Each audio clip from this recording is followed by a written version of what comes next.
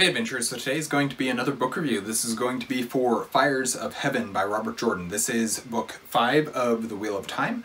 This is epic fantasy, high fantasy, kind of lots of the generic fantasy, kind of just a lot of the fantasy subgenres that go along with fantasy, especially the massive, big, epic fantasy series like this. So, Fires of Heaven, I just mentioned this is the 5th book in the Wheel of Time. I actually had a really hard time getting into book 4 of Wheel of Time, as you can go see when you go read my, if you go watch my review of book 4. So, getting into and through book 4 really was difficult to me, but by the end I had actually gained some interest into the series again, enough so that I pretty much went right into book 5. It didn't take me too long. There was 1 or 2 other audiobooks that I had to do in between, but then as soon as Fires of Heaven came from my library, I was like, alright, this is the next one that I'm going to listen to because I want to listen to it now. Here's where I have some issues with the review though.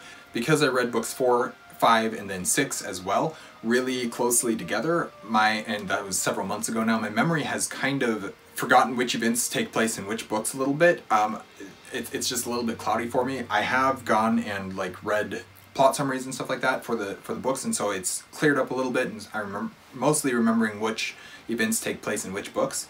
But because of that, I don't remember exactly all my thoughts that I had regarding book 5. I remember a lot of it, but not all of it, and so primarily what I will focus my review on, specifically, is the Aiel, because they're such a prominent part of this book, and that's really what I remember this book for, is all the stuff in the waste and all the stuff about the Aiel.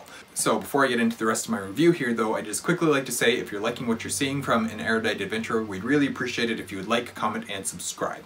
So this isn't our first introduction to the Aiel, but it is the first chance that we really get to truly spend time with them and get to know their culture. We also spend a significant amount of time in the waste, and that in and of itself was interesting for me. I think it's fairly popular opinion, but I like desert settings for fantasy books. I think that they work really well. Also, the trials and challenges are something that I'll always enjoy, and what I mean by that is when a character is challenged, when there's something that they have to, a task that they are set to go accomplish to then move on to the next task, or move on to whatever, get the accolades that they need to, or whatever it is. Anytime there's a training or a testing or anything like that, I actually really enjoy those parts of stories. And so seeing that in here with Rand and Matt, I really enjoyed.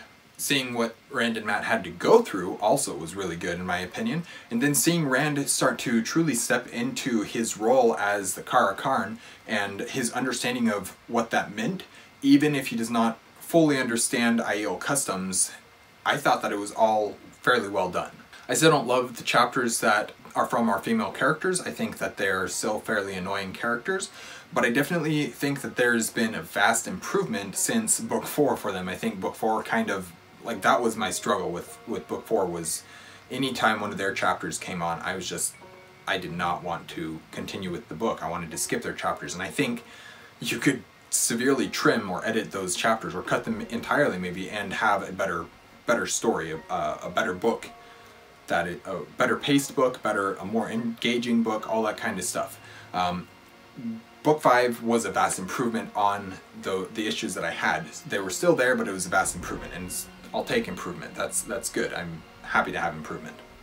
I didn't really have nearly as much of an issue with them in this book, and maybe that's partly because they're finally being put in their place a little bit. They're finally finding out that they don't actually know everything, and that they have a ton to learn, and they're kind of starting to step down out of their pride a little bit and allowing themselves to realize, oh, I don't know everything, maybe I should listen to somebody. By far my biggest issue with this book though was actually the adult content. More than the annoying female characters, I thought that the adult content in this one was ramped up quite a ways from any of the previous 4 books, and it was far more present here than in any of the other books, and I thought that it felt extremely unnecessary.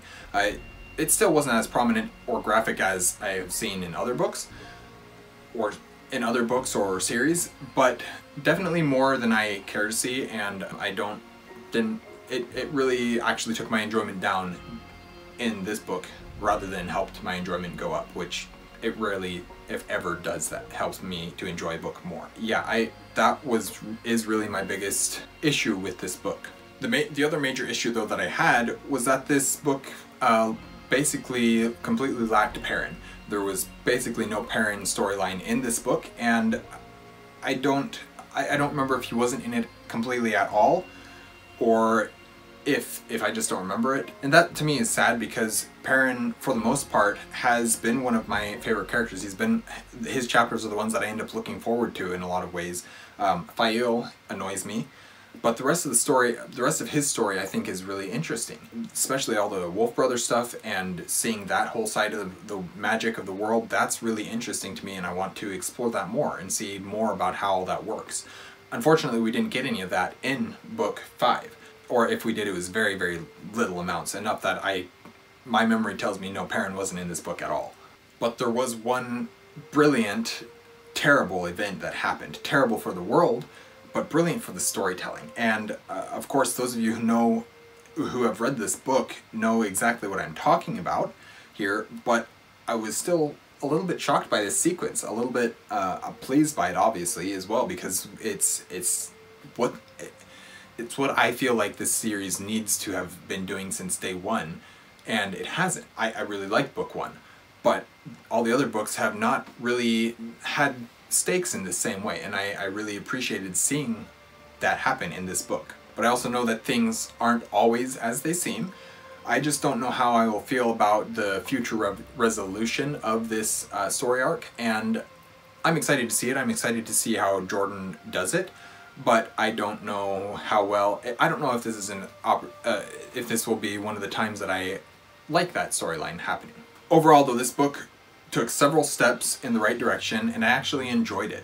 It's not a perfect book, and not my favorite book in the series, but it's definitely better than book 4 was for me, and that's all I can ask after book 4, is that the other books aren't as bad as it, we continue to get better.